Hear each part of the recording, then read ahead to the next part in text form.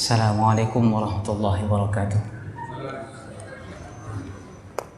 Innal hamdalillah nahmaduhu wa nasta'inu wa nastahdihi wa na'udzu billahi min syururi anfusina wa min sayyiati a'malina may yahdihillahu fala mudilla lahu wa may yudlil falan tajida lahu waliyyan mursyida. Asyhadu an la ilaha illallah wa asyhadu anna sayyidana Muhammadar Rasulullah. Allahumma shalli ala sayyidina Muhammadin wa ala alihi wa sahbihi ajma'in, amma ba'du. Sebelum kita mulai kajian kita, marilah sama-sama kita membacakan surat Al-Fatihah, terutama bagi muallif ya, penulis dari As-Sirah yang akan kita baca, yaitu Syekh Sa'id Ramadan Buti, dan kepada guru-guru kita dan kepada orang tua kita dan orang-orang yang kita kasihi yang telah mendahului kita. Semoga Allah Subhanahu wa taala berkenan memberikan kepada beliau-beliau dan kepada keluarga kita tempat yang terhormat. Wa ala hadhihi niyah wa ala kulli niyatin salihah ila hadratil Mustafa wa ila alihi wa ashabihi. Al-Fatihah.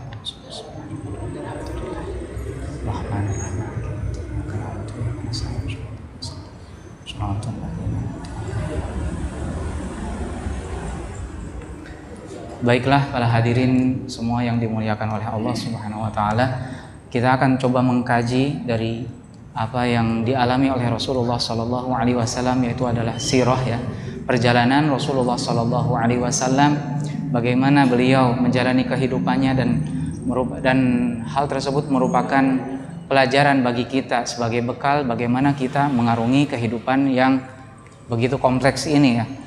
Dan Syekh Ramadan Buti masih dalam hal tentang pengkhianatan ya, pengkhianatan Yahudi, yaitu yang sesuatu yang terjadi atau peristiwa yang terjadi di antara perang Badar Kubra dengan perang Uhud. Beliau salah satunya mencoba mengekspos atau menerangkan sesuatu yang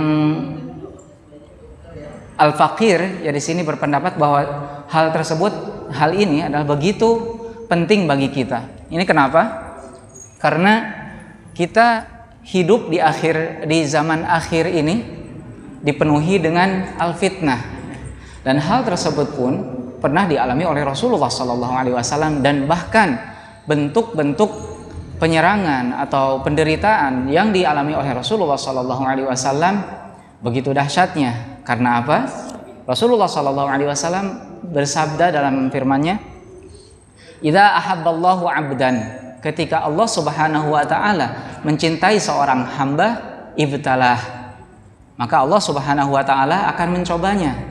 Jadi ini sekaligus membantah ada anggapan ya di masyarakat kita, terutama mungkin yang jauh dari pelajaran atau mungkin yang tidak belajar, bahwasanya orang yang dekat dengan Allah Subhanahu wa taala itu hidupnya itu nyaman. Ketika meminta akan datang. Ketika hidupnya jauh dari penderitaan, hidupnya jauh dari rasa sakit dan lain sebagainya. Dan kalau seandainya berdoa langsung diijabah. Bukan seperti itu ya. Ya, karena kenapa itu bukan demikian? Karena Rasulullah SAW mengutarakan dalam hadisnya, idza ahabballahu 'abdan, ketika Allah Subhanahu wa taala mencintai seseorang, ibtalah, maka dia akan dicoba. Ya, dicoba. Dan Rasulullah SAW meyakinkan di sini, wal anbiya aktsarun nasi ibtilaan, dan para nabi itu mereka dicoba dengan cobaan yang begitu dahsyat. Ya. Jadi kalau seandainya kita mengatakan bahwa aduh sekarang harga-harga sudah naik, atau misalkan ini anak-anak kita susah diatur, belum apa-apa dengan apa yang dialami oleh Rasulullah SAW.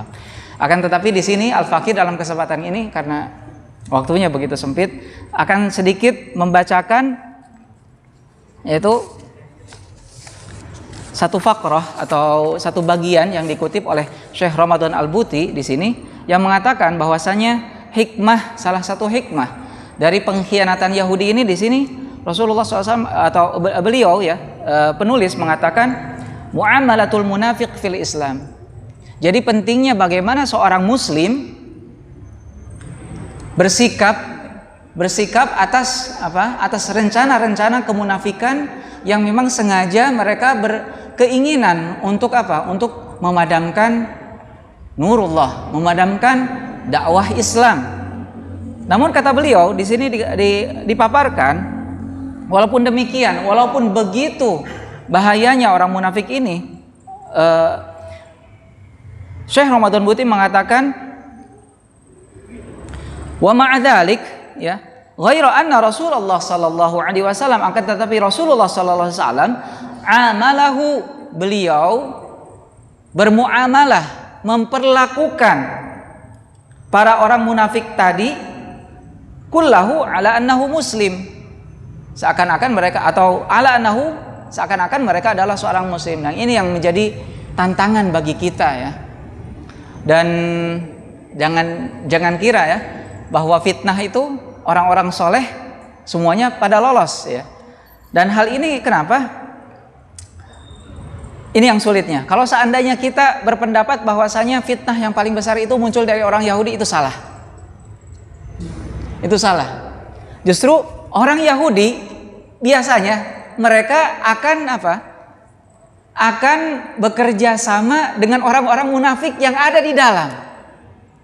Kalau seandainya musuh kita dari orang Yahudi, dari orang luar, itu jelas, ya, kita bisa berhadap-hadapan dengan mereka. Akan tetapi kalau seandainya orang-orang yang mengatasnamakan Islam, akan tetapi menghancurkan Islam itu sendiri, kita akan lebih sakit kalau kita dakwah kita hancur, ya. Maka dari itu ini pentingnya. Kenapa bahaya orang munafik ini? Karena orang munafik ini memecah belah. Oleh karena itu Rasulullah SAW menekankan bahwasanya orang-orang Muslim harus senantiasa menjadi satu hati, ya. Dan bahwasanya ada anggapan orang-orang zaman terdahulu seperti Sayyidina Abu Bakar, atau Sayyidina Umar, beliau ketika melewati fitnah itu, walaupun ya secara keseluruhan beliau memang beliau sukses, ya, melewatinya, akan tetapi sebenarnya butir-butir fitnah itu yang dikembangkan oleh orang munafik dengan madrasah-madrasahnya yang ada, yang insya Allah mungkin kita akan sedikit membaca kembali lebih detail lagi, ya, karena pada kesempatan-kesempatan sebelumnya kita hanya membaca hanya sekilas saja. Akan tetapi kita akan coba mengutip dari salah satu hadis saja di sini, bagaimana orang yang begitu dekat dengan Rasulullah pun, ya, para sahabat, yaitu yang begitu dekat dengan Allah, ya, itu menjadi korban konspirasi, ya, korban makar orang munafik. Salah satu korban yang pertama itu siapa? Dari para sahabat yang menjadi syahid, kata Rasulullah, yang menjadi orang yang gugur, dan beliau mengatakan, Rasulullah SAW, sahabat ini adalah syahid. Siapa yang menjadi korban pertama dari khalifah? Siapa? Sayyidina Umar. Sayyidina Umar menjadi korban pertama dari fitnah, walaupun Rasulullah SAW mengatakan bahwa awwalu fitnatin kharja fi ummati, yaitu fitnah, kapan fitnahnya itu adalah fitnah dari Sayyidina Utsman, yaitu fitnah yang terjadi bagaimana Sayyidina Utsman, ya, al-mubasyir bil jannah, seorang yang Rasulullah SAW mengabarkan kepada kita bahwa beliau adalah penghuni surga, yaitu orang yang dikabari kabar baik, yaitu orang yang sudah diyakini akan masuk surga. Ya, walaupun yang terkenal oleh kita adalah 10 orang, sebenarnya lebih dari 10 orang yang dikabarkan oleh Rasulullah SAW bahwasanya para sahabat itu masuk surga. Akan tetapi Sayyidina Umar menjadi korban pertama dari makar orang-orang munafik itu. Dan orang-orang munafik ini luar biasa, ya, mereka begitu ngotot, bahkan Rasulullah pun dibuat banyak, ya, disakiti sering sekali.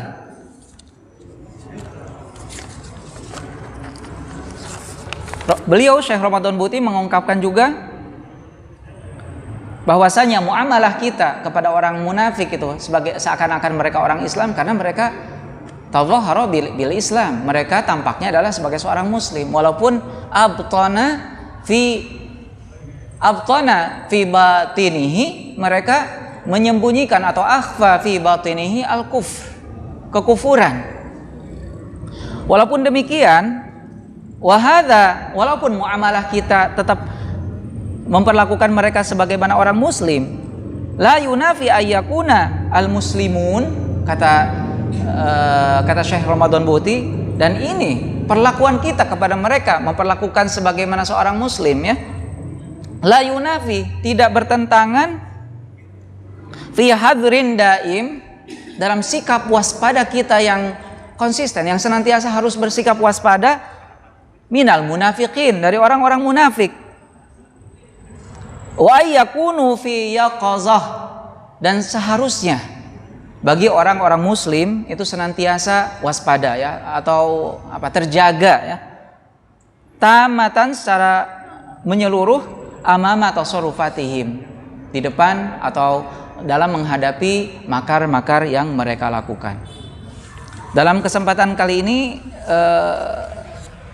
Al-Fakir coba menghubungkan dengan, yaitu al-fitnah al-mu'ammah, ya, dalam kalau kita menyimak tentang masalah fiqh tahawulat, ya, Al-Fakir coba mengutip dari bukan pendapat, ya, sesuatu yang dikarang atau yang ditulis oleh Al-Habib Abu Bakar Al-Masyhur, ya, yang beliau wafat barusan. Mengatakan beliau di sini bahwasanya kaum muslimin itu akan mengalami al-fitan al-mu'ammah, yaitu fitnah yang dimana, kalau secara bahasa itu mu'ammah itu adalah fitnah yang buta. Maksudnya buta apa? Kita tidak tahu, tidak mengenal siapa aktor di belakang fitnah-fitnah ini. Dan sebagai bukti, ya, Sayyidina Utsman itu terbunuh, bagaimana terbunuhnya? Salah satu riwayat, ya, yang beliau tulis di sini bahwasanya memang Sayyidina Utsman, yang menjadi isu di Sayyidina Utsman itu, ketika Sayyidina Utsman menjabat khalifah, beliau mengangkat orang-orang terdekatnya, mengangkat orang-orang keluarga beliau. Itu maksudnya apa? Untuk memudahkan administrasi, ya. Jadi beliau supaya apa? Supaya supaya keluarga-keluarga yang diangkat menjadi pemimpin-pemimpin di daerah itu gampang untuk diajak koordinasi. Akan tetapi, ya, luar biasanya orang munafik nih.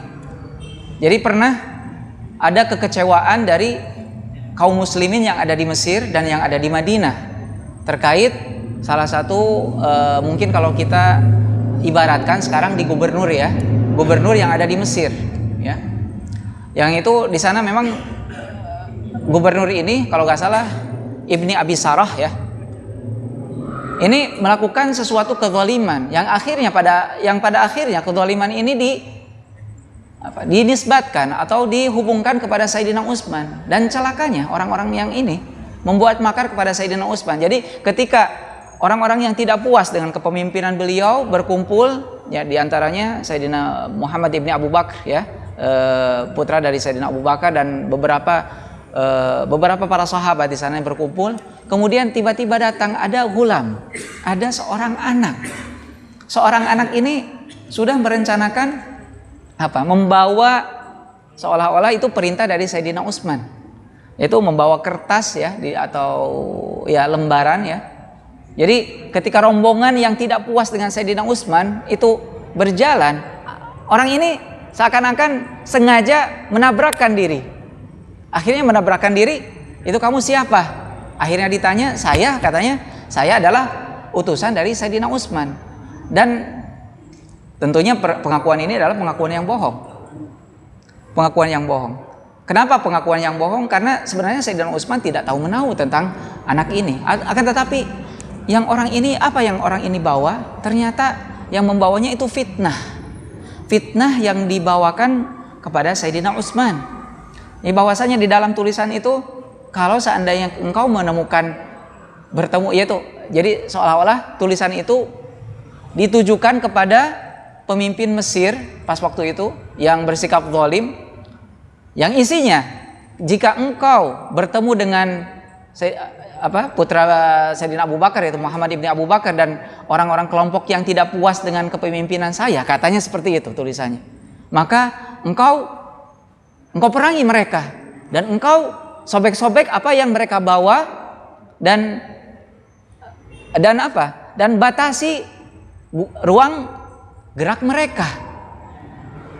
Dan masalahnya dia mengakui bahwa itu adalah Sayyidina Utsman, dari Sayyidina Utsman untuk pemimpin yang ada di Mesir.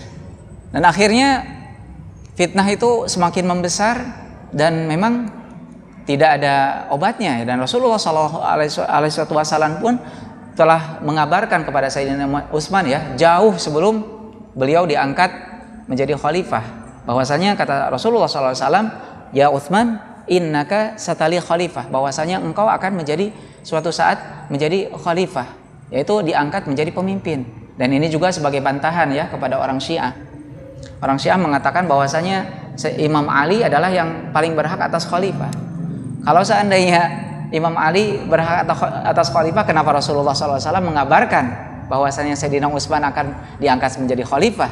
Dan Rasulullah SAW mengabarkan bukan hanya itu saja, akan tetapi mengabarkan bahwasanya engkau akan terbunuh. Engkau akan terbunuh. Jadi Rasulullah SAW mengetahui detail dari masing-masing dari kita.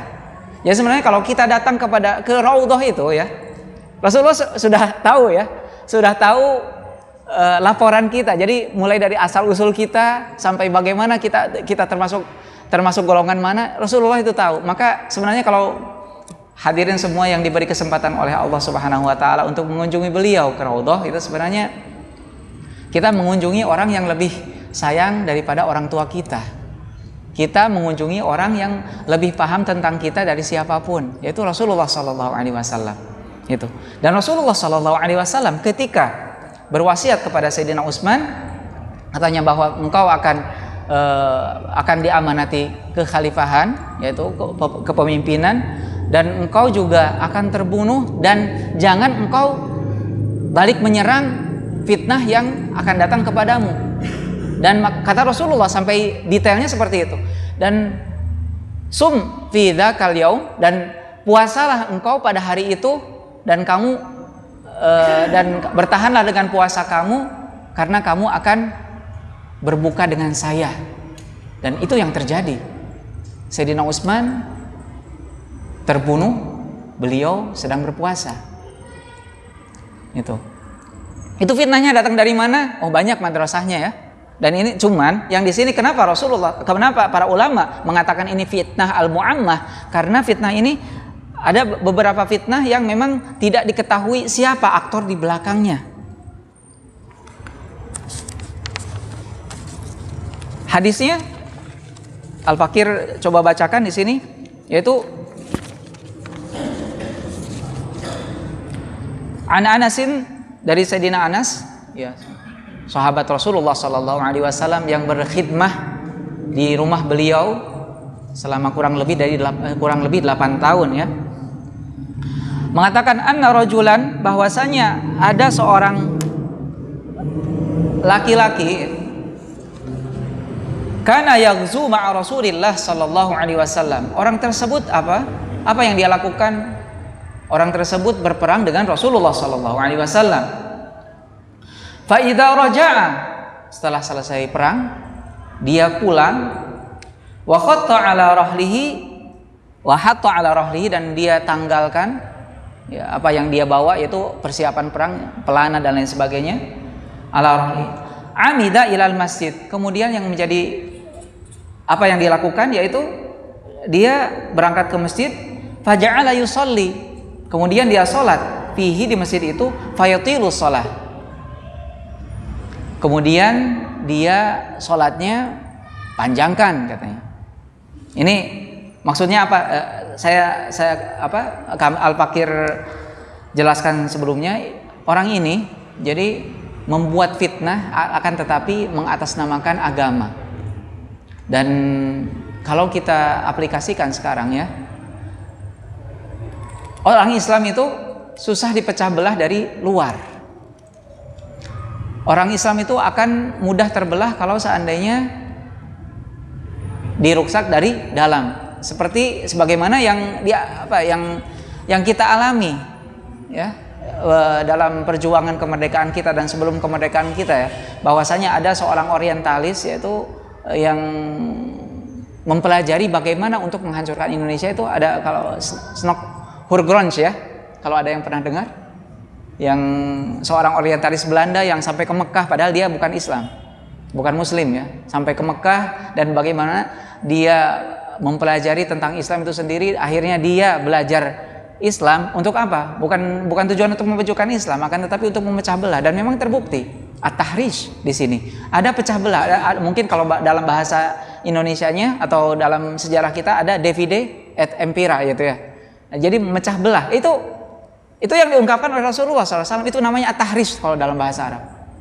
At-tahrish, dan itu dibuktikan oleh hadis Rasulullah SAW. Karena setan itu sudah, kata Rasulullah, setan itu sudah putus asa untuk memecah belah orang Islam kecuali at-tahrish itu.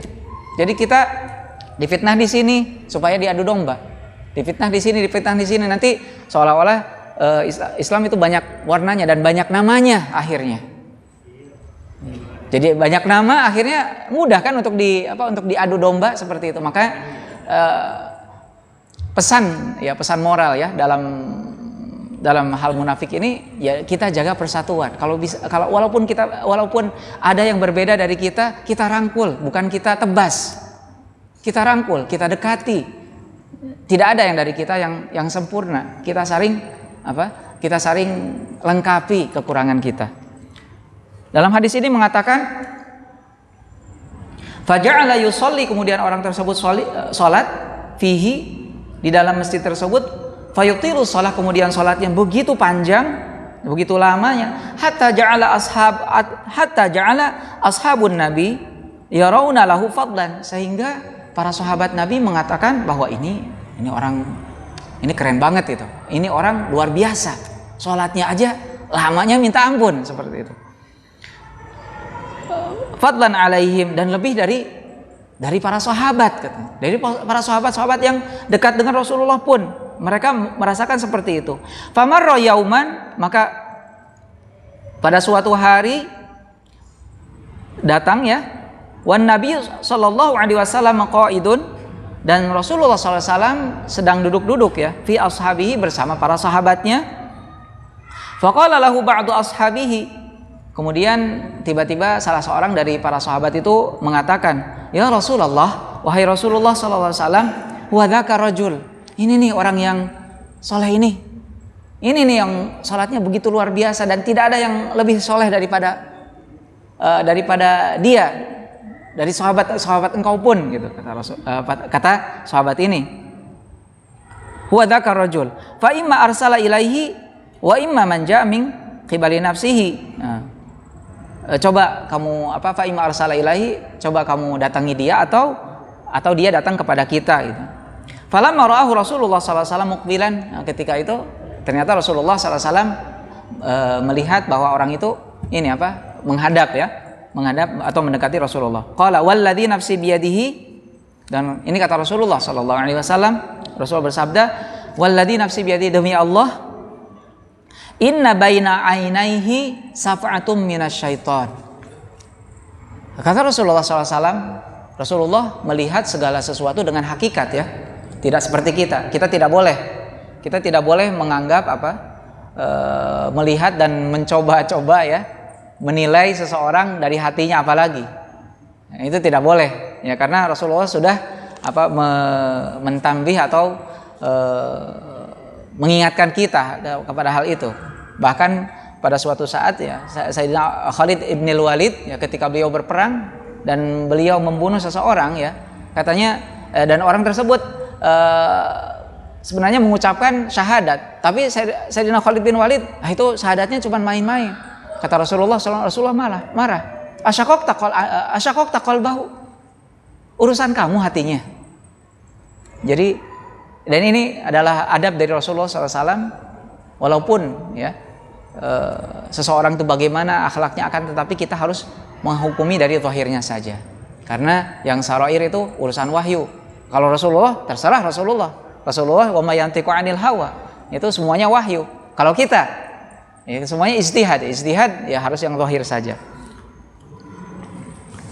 Inna baina ainaihi, antara dua matanya, safa'atum minasyaiton. Nauzubillah. Salatnya panjang tapi antara kedua matanya ada tanda-tanda setan. Itu kata Rasulullah. Ya. Falamma waqafa 'alal majlis, ketika dia berdiri di majelis itu, qala lahu Rasulullah sallallahu alaihi wasallam, Rasulullah berkata kepada orang tersebut, "Aqul fi nafsika, wahai engkau," yang kata para sahabat itu, dia adalah orang terbaik di antara orang yang pernah ada gitu ya. "Aqul fi nafsika, apakah kamu mengatakan dalam hatimu ya, hina waqafta 'alal majlis, ketika kamu berdiri di depan majelis itu, laisa fil qaumi khairum minni." Ya.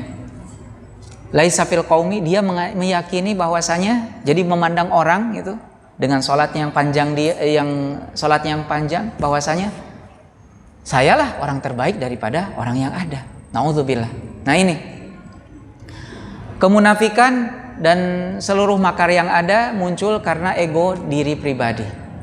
Dan itu pula orang ini yang fitnatul mu'ammah, dia juga merasa bahwa dia orang yang terbaik, bahkan lebih baik daripada Rasulullah sallallahu alaihi wasallam. Qala na'am. Dan dengan pedenya dia mengatakan seperti itu di hadapan Rasulullah, dan Rasulullah ada. Saya lebih baik daripada Rasulullah, katanya. Tsumman sarafa, kemudian dia pergi ya. Fa'ata nahiyatan minal masjid, kemudian dia duduk di seberang masjid atau di pojok masjid, Masjid Nabawi ya. Fakhatta khoton, kemudian melangkah birijlihi dengan kakinya, tsumma shaffa ka'baihi faqama yusalli, kemudian dia salat kembali. Faqala Rasulullah sallallahu alaihi wasallam, ayyukum yaqumu ila hada fayaqturu. Siapa yang dari kalian yang berani membunuh dia? Ini sesuatu yang luar biasa ya, dan mencengangkan gitu. Rasulullah SAW menyuruh para sahabatnya, menyuruh siapapun untuk membunuh orang yang sedang sholat. Ini yang jadi masalah bukan sholat, dia itu sholatnya dia untuk menipu orang muslim, untuk memecah belah orang muslim. Faqama Abu Bakar, kemudian Sayyidina Abu Bakar berdiri. Faqala Rasulullah, aqatalta rajul, kamu sudah bunuh orang tersebut, kata Rasulullah. Kata Sayyidina Abu Bakar, qala wajadtuhu yusalli. Ya Rasulullah, bagaimana mau saya bunuh, dia orang sholat. Nah ini yang dimaksudkan tadi oleh Syekh Ramadan Buti, ketika kita memperlakukan seseorang walaupun kita tahu ya, walaupun orang-orang mengatakan dan yang demikian, tapi kita harus bermuamalah atau memperlakukan seseorang itu dengan zahirnya. Ya bagaimana mungkin saya membunuh orang yang sedang sholat? Dan Sayyidina Abu Bakar mengatakan seperti itu, dan Sayyidina Umar pun mengatakan seperti itu. Bagaimana mungkin ya, ketika disuruh yang kedua kali siapa? Karena Sayyidina Abu Bakar tidak mampu untuk membunuhnya. Akhirnya Rasulullah juga menyuruh Sayyidina Umar, ayyukum yaqumu ila hadza fayaqtuluh. Kemudian Sayyidina Umar mempersiapkan pedangnya gitu. Ketika mendekati, ternyata di pojokan dia sedang sholat juga gitu. Dan kata Sayyidina Umar, bagaimana saya bisa membunuh orang yang sedang sholat? Tidak mungkin. Karena Rasulullah SAW menyuruh untuk menghormati menghormati orang yang sedang ibadah. Faqala Rasulullah sallallahu alaihi wasallam, ayyukum yaqumu ila hadza fayaqtuluh. Siapa yang dari kalian, karena siapa yang dari kalian yang mampu untuk membunuhnya? Sayyidina Abu Bakar tidak mampu, Sayyidina Umar tidak mampu. Qala Aliun, kemudian Sayyidina Ali mengatakan, ana, kami ya Rasulullah. Qala Rasulullah, anta lahu in adraktahu. Itu bagian kamu kalau seandainya kamu kalau kamu mendapatinya. Sebenarnya ini isyarat ya. Rasulullah apa yang Rasulullah katakan, yang Rasulullah kerjakan itu adalah isyarat bahwasanya Sayyidina Abu Bakar itu pada zaman Sayyidina Abu Bakar itu terjadi fitnah. Akan tetapi Sayyidina Abu Bakar tidak mampu untuk bukan tidak mampu ya, tidak, fitnah itu tidak sampai ke akarnya. Dan begitu pula Sayyidina Umar, fitnah itu terjadi, maksudnya fitnah itu apa? Bukan fitnah ini ya, bukan fitnah bahasa Indonesia, akan tetapi fitnah itu makar ya. Makar yang dibuat oleh orang-orang munafik dan dengan yang bekerja sama dengan orang-orang kafir untuk menghancurkan Islam. Itu terjadi juga, dan bahkan pada Sayyidina Umar jadi korban. Tetapi di sini jawaban Rasulullah SAW kepada Sayyidina Ali berbeda, yaitu anta lahu in adroktahu. Jadi Sayyidina Ali memahami bagaimana manajemen atau bagaimana memperlakukan sebuah kerusakan atau makar yang dibuat oleh kaum munafikin. Sayyidina Ali paham, dan Sayyidina Ali beberapa statementnya atau beberapa keputusannya itu menghalau fitnah-fitnah yang ada. Padahal Aliun, kemudian Sayyidina Ali berangkat, falam yajidu, akan tetapi ya sudah terlambat, orangnya sudah tidak ada. Faqala Rasulullah SAW, kemudian Rasulullah SAW bersabda, aqataltar rajul, kamu sudah membunuh orang tersebut wahai Ali? Qala lam adri aina salaka minal ard, saya tidak tahu tadi kemana orang itu pergi, katanya. Faqala Rasulullah SAW, inna hadza awwalu qarnin, orang tersebut adalah tanda yang pertama, yaitu fitnah yang pertama, kata Rasulullah SAW. Kharaja fi ummati, yang keluar di umatku, lau qatal tahu, kalau seandainya engkau atau kalian wahai para sahabat semuanya membunuh orang ini, katanya, makhtalafa min ummati itsnan, tidak ada satupun yang akan berbeda. Cuman sayangnya itu kehendak Allah Subhanahu wa taala. Jadi tetap ya, jadi perbedaan itu akan ada karena itu sudah senario Allah. Sebagaimana Nabi Musa dalam kisahnya Samiri yang di Allah Subhanahu wa taala abadikan di surat Toha ya, yang kata Sayyidina Musa, innalaka mau'idan, saya tidak dapat membunuh kamu karena kamu punya waktu tertentu. Dan itu hanya milik Allah, yaitu wallahu alam, para ulama berpendapat bahwa yang Musa Samiri ini menjadi cikal bakal dari Dajjal. Dan begitu pula Ibnu Sayyad yang bertemu dengan Sayyidina Umar ya, kata Rasulullah SAW, kalau seandainya kamu berusaha untuk membunuh dia, kamu tidak akan bisa, karena itu sudah keputusan Allah. Dan Allah pun mengabarkan melalui Rasulullah SAW bahwasanya fitnah itu tetap ada. Namun bagaimana kita mengantisipasi, memitigasi atau menjauhkan dari fitnah tersebut? Kita jaga persatuan, kita jaga husnudzon kita sama sesama muslim. Kalau ada pun perbedaan, maka kita rangkul, bukan memperuncing perbedaan itu. Karena itu justru kalau kita memperuncing perbedaan itu, maka itu kita mensukseskan apa yang diinginkan oleh orang-orang munafik, apa yang diinginkan oleh orang kafir dalam memecah belah agama kita. Demikian yang dapat kami sampaikan. Mudah-mudahan ya, kita dapat memetik kejadian apa atau peristiwa apa yang menimpa Rasulullah SAW, kemudian kita aplikasikan dalam kehidupan kita, dan semoga Allah Subhanahu wa taala menjauhkan sifat nifak atau sifat kemunafikan dari diri kita. Hadanallahu wa iyyakum. Aqulu qouli hadza wa astaghfirullah li wa lakum. Wassalamualaikum warahmatullahi wabarakatuh.